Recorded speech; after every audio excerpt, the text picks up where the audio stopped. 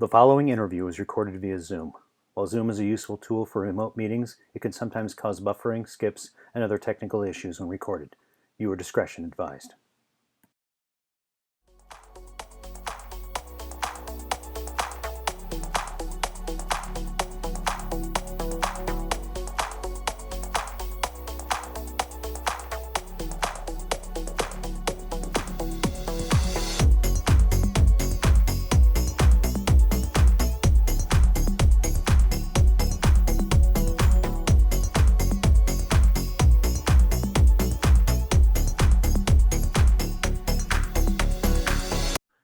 Well, thank you, and honoured and surprising. I was, just rather more than slightly bowled over by when I learned the news. So thank you.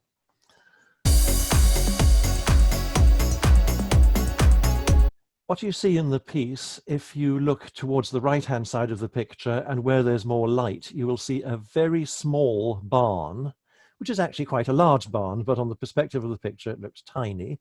And you'll see something that looks maybe like a wind pump and perhaps a borehole pump as well. But you've really got to look in closely there, because the scene, which the original event happened in March 2017, 21st of March 2017.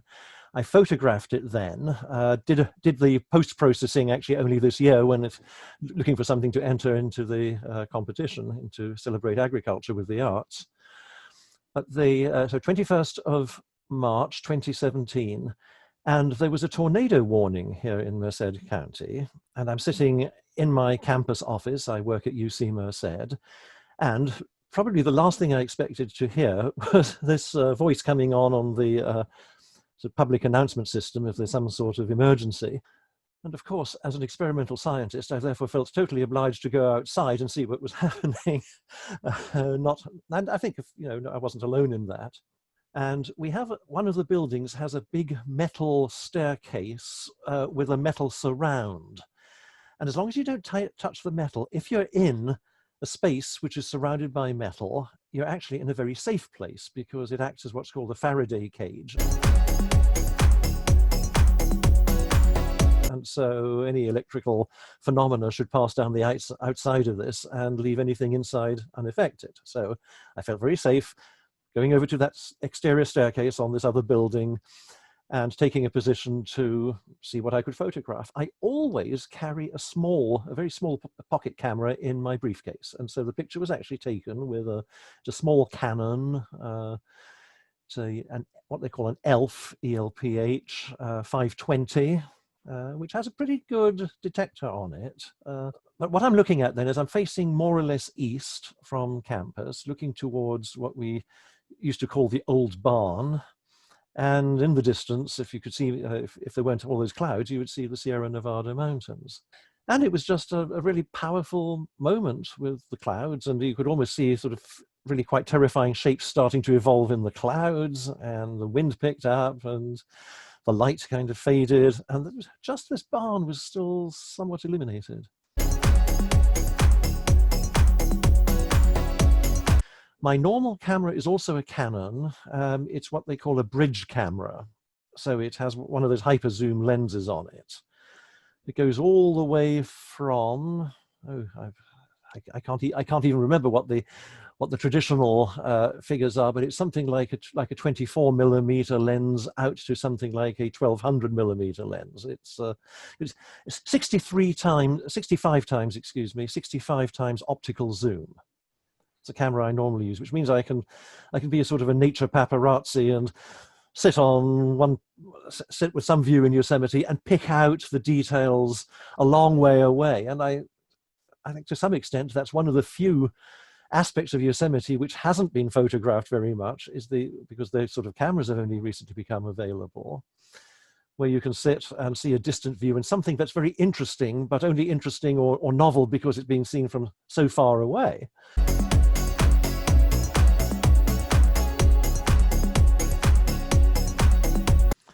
So that piece was one that I photographed in Yosemite National Park, and it was fairly early in the morning, but the sun was rising, somewhere down the other end of the valley, somewhere near Half Dome, And the light was just starting so that light was still orange because it was early enough and filtered through clouds, and so it's still an orange, reddish sort of light.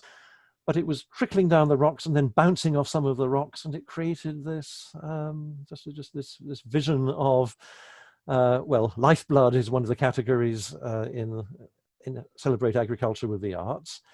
And the red color, which I pushed it a little bit in post-processing, but you know, I don't believe in overpainting my pictures. I really just try to get a sense of the impression I had when I was standing there. And so it really looked like it's almost a blood-like color, and lifeblood because it's water, and that's where our water comes from here in the valley. It falls in the Sierra, quite often as snow, and then it melts, and then it trickles down and eventually gets here and nourishes the crops.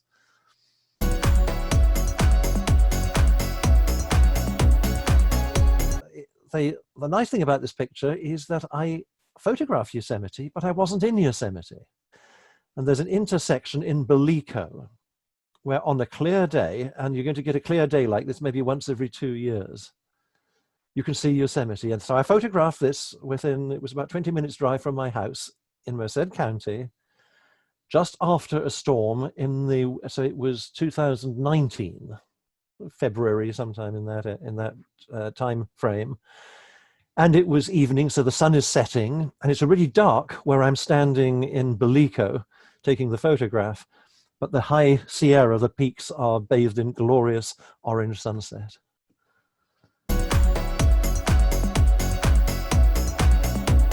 So at UC Merced, I'm one of the first 8 faculty they hired into the place. So I've been here since 2003. I teach in the School of Engineering. I'm the department chair for Materials Science and Engineering. I also teach some general education courses, and you can probably tell that I enjoy teaching. I also do research in largely polymeric plastic materials and liquid crystalline materials. And of course, as a department chair, I end up doing quite a lot of administration as well.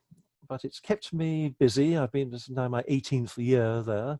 It's kept me busy, and in an interesting sort of way. You know, it's every day is new challenges and new opportunities, which is great. And we have the best students. And I say that without, you know, I've taught at Cambridge in England, Oxford in England, University of Washington in Seattle, Heriot-Watt University in Edinburgh, Scotland. And, you know, our students stand up to the best from those. So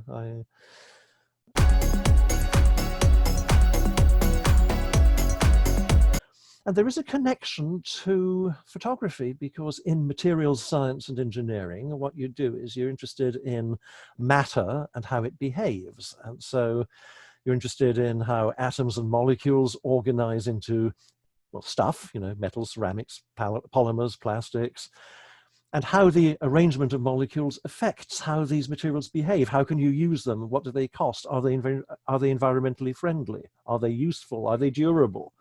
So way back when I was an undergraduate student in England, I had to look down a microscope and photograph. Literally, we did our own photography in those days with real film in a real camera, and take pictures through a microscope of what we were seeing.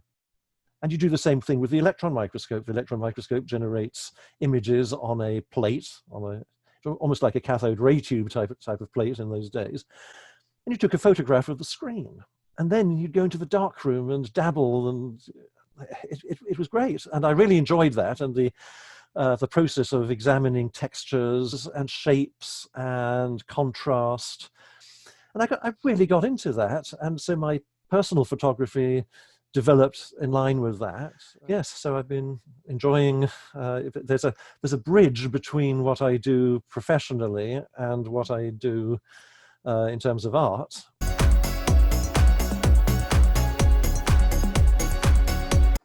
Christopher Viney. I live in Atwater, California.